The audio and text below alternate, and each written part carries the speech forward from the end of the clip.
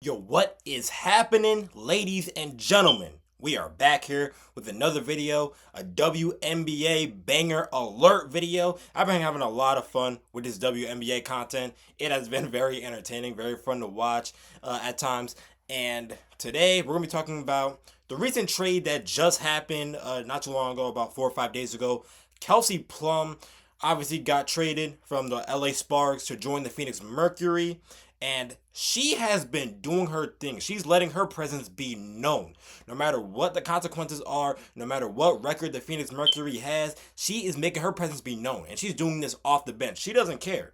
She's still one of the best offensive players in the WNBA. Kelsey Plum, I feel like she's been one of the most consistent starters in the WNBA. She's a two-time back-to-back champion, 2022 and 2023. And like I said before, she did play for the Sparks for about 1.5 seasons, and she was recently traded to the Phoenix Mercury. She's currently playing on a $999,999 contract, which will expire by the end of this season. So how will Kelsey Plum's trade to the Phoenix Mercury affect the Phoenix Mercury going more into the future? Let's roll into it, y'all. Touch that tram. Mama said pray then push. Pop said grind on wish. Coach said line up run. Whole life drawn up off that pitch. Court chalk on my socks. Bus pass in my sock too. Lunch card in my pocket. Pocket dreams that I walk through. Crossover on the clear lane. Try to cross over my fear same. Every brick that I threw up built the backbone of my name. We run the floor. We run the floor. We don't back down. We don't back down. Every fall that we felt. Put the strength in us now. Heads to the sky, heads to the sky. Voices in one sound. So it is important to know why Kelsey Plum got traded from the LA Sparks. So she didn't plan on resigning with them because the Sparks, they were struggling this year. They're currently the 9th seed, a 12-18 record, and they're not above 500 yet. And in the WNBA, there is no play-in tournament like the NBA has one. It's only the first 8 teams to make playoff contention. So the Sparks' whole strategy was to trade her for a couple of future picks alongside Monique McConney, in which we'll get into her a little bit later. So since they were able to pull this trade off, the Sparks were able to receive the 2027 first round pick and the 2028 second round pick. And the Sparks, they want all the picks. They're trying to find a better defensive identity because they have great offensive players, but they lack in their defense. And when you have one of the best offensive players in Kelsey Plum on your team, it is pretty frustrating because everyone's a good offensive player on that team. They have one of the worst defensive ratings in the WNBA. They allow 93 points per game. And not just that, allowing 113 points per 100 possessions. Now, since they did lose a great offensive player, they were able to gain a player who can do anything on both ends of the floor. Monique McConney. And we did mention her a little bit earlier. She's an elite three-point shooter. And she's versatile on perimeter defense. And that's exactly what the LA Sparks need. And like I said before, offensively, this Sparks team is not that bad. They have Onyeka Ogwumike averaging 17 points and 8 boards a game. De'Erica Hamby averaging 15 points and 7 boards a game. And shout out to Cameron Brink and Ariel Atkins as well. So those 4 players that I just named, they're amazing for the LA Sparks offense, but not much as defensive players. But the LA Sparks, they're not doing that bad this year. They're only the 9th seed. They still have a bunch of time to make playoff contention. They have until September, and they got this. So we'll see how far they can go. It's still pretty early in the season. But let's get into the Phoenix Mercury. Kelsey Plum, she wasted no time making her offensive presence be known. She scored 20 points in 20 minutes.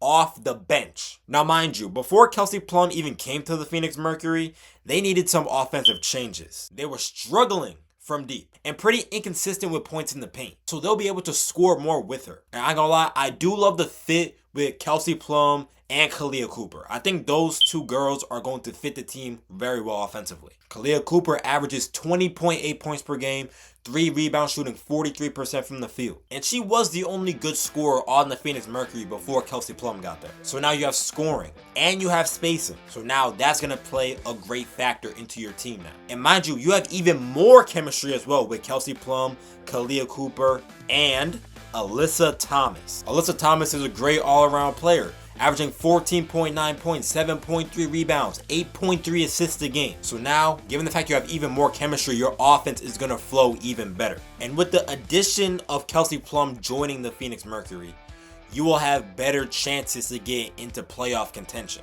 and playoff status. Now, the Phoenix Mercury's record is a little bit worse than the LA Sparks record. They currently have a 12-21 record, and they have until September 24th to get into playoff contention. So they still have plenty of time. As long as they can go on a winning streak for at least a couple of games, they'll be back in playoff contention.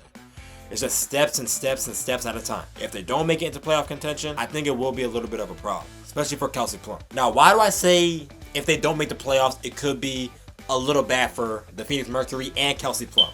Well, that's because Kelsey Plum, she's playing on an expiring contract, a 1-year, $999,999 contract. So your high stakes of making the playoffs and Kelsey Plum putting the Phoenix Mercury into a deep playoff hole, that's going to gain her success. Because mind you, next season, she's going to become an unrestricted free agent. So if she can make it far in the playoffs and be able to orchestrate this team to go deep in the playoffs, then Phoenix can be able to retain her after the season. Now, if the Mercury doesn't make the playoffs, then most likely she's not going to want to come back. Unless if the money's right for the Phoenix Mercury of what they're giving her, then she'll be able to resign there long term. But if she doesn't play it right and the Phoenix Mercury doesn't want her, then she's going to be gone right there. So Phoenix Mercury, you got a month left.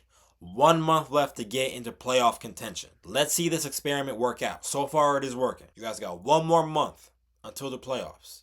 Make every game count. That's all you can do. Showcase your chemistry. Do what you can do on defense. Do what you can do on offense. And create a bond with each other.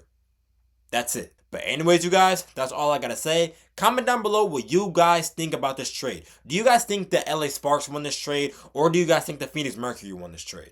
Let me know. Because I ain't gonna lie, Monique, she's not that bad. She's not a bad player. And she's gonna be able to provide the LA Sparks, hopefully, into playoff contention.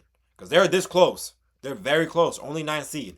Extremely close. But anyways, y'all, that's all I gotta say. God loves you. Jesus is king. Peace out, everybody.